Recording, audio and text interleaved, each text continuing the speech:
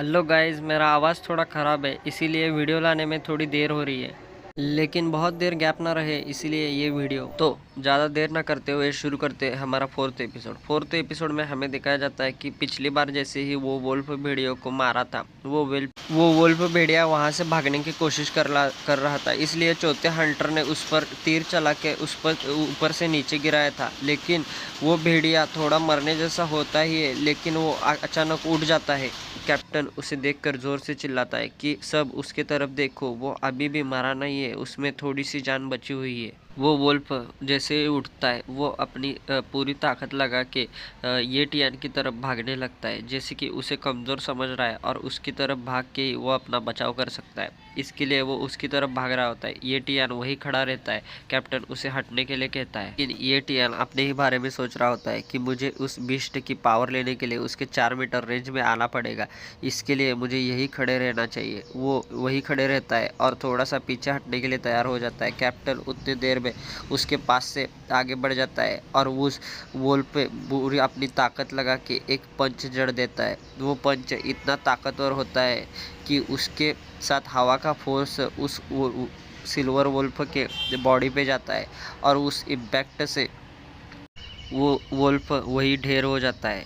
और ये टीआर वहाँ पर अपना कॉपी टैलेंट से उसका talent novice speed talent copy कर लेता है। वो वोल्फ के ऊपर कैप्टन पंच चढ़ते ही वो वोल्फ ज़मीन पर नीचे गिरते ही वहीं पर वो डेड हो जाता है।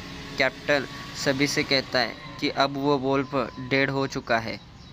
एटीआर कैप्टन को देखकर कहता है, वाह क्या फोर्स है इसकी, ये तो बहुत ताकतवर है। वो कैप्टन का हाथ ब्लड से पूरी तरह सनक जाता है और ये टीआर के ऊपर भी थोड़ा सा ब्लड उसके बॉडी पे पड़ जाता है। लेकिन ये टीआर को इससे कुछ नहीं फर्क पड़ता, क्योंकि उसका काम अभी हो गया है, जो कि उसने उसका टैलेंट कॉपी करके कर लिया है।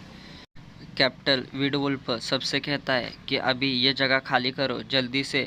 इस बॉडी को अपने टीम मेंबर को कहता है कि इस बॉडी को जल्दी से यहाँ से हटाओ और रास्ता खाली करो और सब लोग यहाँ से चले जाओ, अब सिनेमा ख़त्म हो गया है। ये टीएन से कहता है कि तुम इस बच्चे का ख्याल रखो और यहाँ से ये टीएन अपने घर के लिए चला जाता है। और ये टीएन जैसे अपने घर के लिए आता है वो कहता है कि मुझे अपना ब्लड ये जो बॉडी पे पड़ा है उसे साफ करना पड़ेगा, क्योंकि ये यू जब मेरे को ये से देखेगी तो वो बहुत परेशान हो जाएगी, उसकी हालत मरने जैसे हो जाएगी। मुझे ये यू के बहुत ख्याल है, इसके लिए मैं उसे बचाने के लिए कुछ भी कर सकता हूँ। मुझे और स्ट्रॉन्ग बनना है।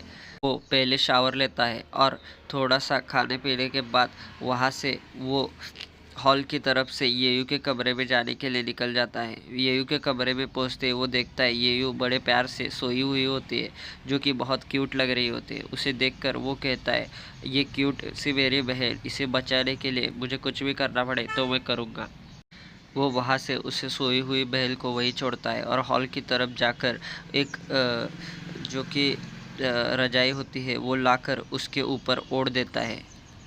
उसके ऊपर रजाई ओढ़ के वहाँ से वो चला जाता है और कहता है, मुझे और स्ट्रॉन्ग बनना है। इसके लिए क्या ये 20% नोवाइस टैलेंट स्पीड ये मेरे पे ऊपर भी काम करेगा, यानी इंसानों पर, लेकिन इससे बहुत दर्द होने वाला है, क्योंकि ये 20% स्पीड टैलेंट है, जो कि स्पीड टैलेंट बहुत ताकतवर होता है। इसके लिए वो एक रुमाल जैसी चीज़ लेता है और उस टैलेंट को देखने लगता है और कहता है, मुझे ये करना ही होगा।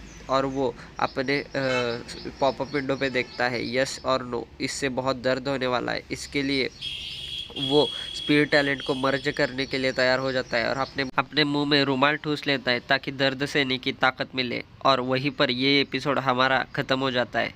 और फ्रेंड्स, जिसे भी ये कहानी पसंद आ रही हो वो कमेंट करना मत भूलना और सब्सक्राइब करो, क्योंकि आपके भी चैनल पे एक सब्सक्राइब मिलने वाला है।